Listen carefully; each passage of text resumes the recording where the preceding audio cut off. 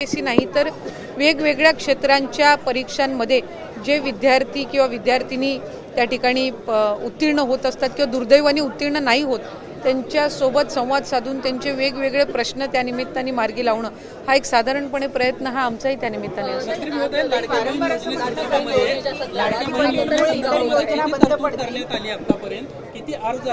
साधारणपणे या योजनेअंतर्गतचा वार्षिक बजेट हा 43,000 कोटी आहे। आम्ही ज्या वेळेला ही योजना प्रस्तावित केलेली होती त्यावेळेला राज्यातील 2.5 कोटी महिला माझ्या माता भगिनींना या योजनेअंतर्गत लाभ मिळेल असा प्राथमिक हा आमचा अंदाज निश्चितपणाने होता। आज तगत आमच्याकडे 1,40,00,000 पेक्षा जास्ती अर्ज हे प्राप्त झालेले आहेत विभागाकडे आणि ज्या स्थानिक सगळ्या शासकीय यंत्रणा आहेत यांनी त्याची स्क्रुटिनी छाननी सुद्धा सुरू केलेली आहे। त्याच्यामुळे ती छाननीची प्रक्रिया सुद्धा पुढच्या 8-10 दिवसातच पूर्ण होणार आहे, कारण आम्हाला रक्षाबंधनच्या पूर्वसंध्येला पहिला जो त्या ठिकाणी लाभ आहे तो सन्मान निधी त्या माता भगिनींच्या अकाउंटला डायरेक्ट डीबीटी हा करायचा आहे। माझे आपल्या माध्यमातून राज्यातील सर्व माता भगिनींना मला आश्वासित करायचे की याला लागणारी संपूर्ण तरतूद ही राज्य सरकारने केलेली आहे। अर्थ विभागाने या संदर्भामध्ये कुठलाही कधीही आक्षेप घेतलेला नाही। पहिल्या टप्प्यामध्ये लागणारा जो निधी आहे साधारणपणे या वर्षाला लागणारा जो निधी आहे याची तरतूद ही अर्थ विभागाने निश्चितपणाने केलेली आहे। त्यामुळे कुठल्याही पद्धतीची चिंता नसावी। या उलट मी आपल्या माध्यमातून सांगित की आम्ही ज्या वेळेला विभाग म्हणून ही योजना प्रस्तावित केलेली होती त्यावेळेला आम्ही 21 ते 60 हा वयोगट प्रस्तावित केला होता।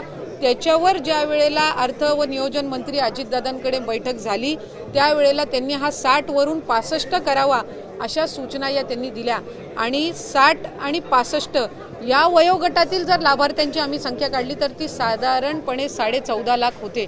त्याच्यामुळे उलट त्यांच्या सूचनेनुसार 14.5 लाख लाभार्थ्यांची संख्या वाढली, ती कमी झालेली नाही आणि कुठलाही आक्षेप कधी घेतला गेलेला नाही।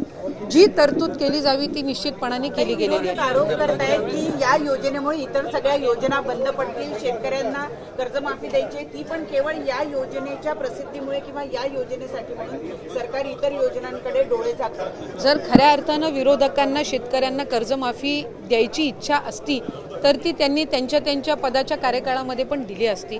आज मुख्यमंत्री माझी लाडकी बहीण योजना असेल, आज मुख्यमंत्री अन्नपूर्णा योजना असेल, युवा प्रशिक्षण योजना असेल किंवा आज शेतकऱ्यांना जी वीज सवलत मिळणार आहे किंवा त्यांना ज्या इतर पीक विमा योजना आहे 1 रुपयामध्ये पीक विमा याला सुद्धा उदंड असा प्रतिसाद मिळत आहे।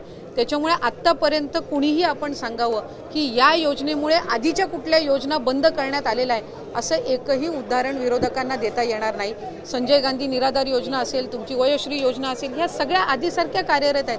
त्याच्यामुळे कुठलीही प्रचलित योजना किंवा चालू असणारी योजना बंद करून ही योजना राबवण्यात आलेली नाहीये।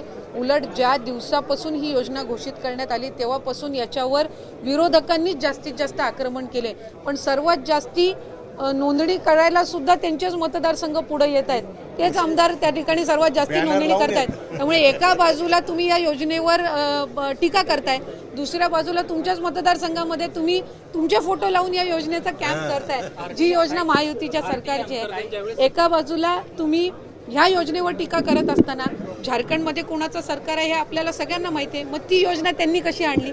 जर योजना चुकीची होती तर आपण त्याची अंमलबजावणी करण्यासाठी इतर राज्यांमध्ये का पुढाकार घेताय ही गोष्ट आपण निश्चितपणाने विचार करणं गरजेचं आहे। या योजनेला उदंड प्रतिसाद मिळतोय। ज्या वेळेला राज्यातील 1.5-2 कोटी महिला ह्या रजिस्ट्रेशन करतायत त्यावेळेला त्यांनाही माहिती आहे की ही योजना सगळ्यांपर्यंत पोहोचली आहे, त्याला प्रतिसाद मिळतोय आणि म्हणून कुठे ना कुठेतरी सुरुवातीपासून याच्यावर टीका करण्याचं काम होत आहे।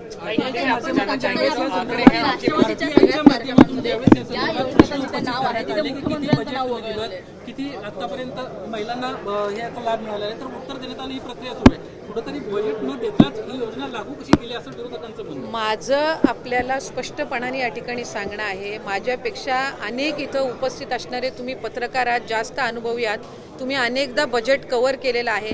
एखादी योजना ज्या वेळेला बजेटमध्ये घोषित होत असते त्यावेळेला त्याची तरतूद करूनच त्याचं हेड ओपन करूनच ती बजेटमध्ये घोषित केली जाते, ती अशी रँडम रँडमली कधीही बजेटमध्ये घोषित केली जात नसते. त्याच्यावर मंत्रिमंडळाचा निर्णय होत असतो. ज्या वेळेला ती मंत्रिमंडळापर्यंत येते त्यावेळेला ती तरतुदी सहितच किती उपलब्धता आहे या सगळ्या फॉर्मॅलिटीज ही प्रक्रिया पूर्ण करूनच ती मंत्रिमंडळामध्ये सादर केली जाते. ती सभागृहामध्ये बजेटमध्ये अनाऊन्स केली जाते. त्याच्यामुळे 43,000 कोटीचं वार्षिक याला लागणारी जी तरतूद आहे ती त्या ठिकाणी अर्थ व नियोजन विभागाने उपलब्ध करून देण्याच्या दृष्टिकोनातूनच ही योजना घोषित केलेली आहे. ज्या वेळेला राज्याचं अर्थसंकल्प मांडलं जातं त्यावेळेला या सगळ्या गोष्टींचा विचार करूनच ते मांडलं जातं. पहिल्या टप्प्यामध्ये 10,000 कोटी हे विभागाकडे वितरित झाले. 35,000 कोटीची तरतूद ही अर्थ व नियोजन विभागाने ठेवलेली आहे. त्याच्यामुळे या योजनेचा लाभ हा प्रत्येक लाभार्थ्यांपर्यंत पोहोचणार आहे आणि त्या संदर्भामध्ये कुठलीही शंका कुठल्याही लाभार्थ्याच्या मनामध्ये असू नये.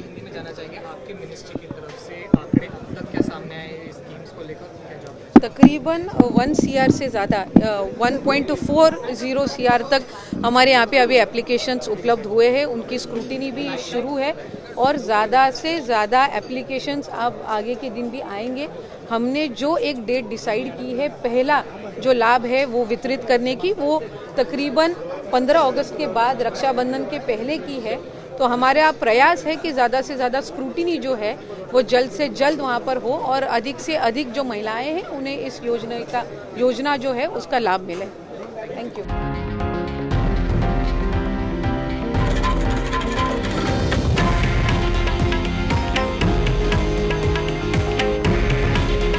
हे आहे देशातील नंबर 1 न्यूज नेटवर्क आणि आपण पाहत आहात TV9 मराठी. काळजी तुमची, हित महाराष्ट्राचं.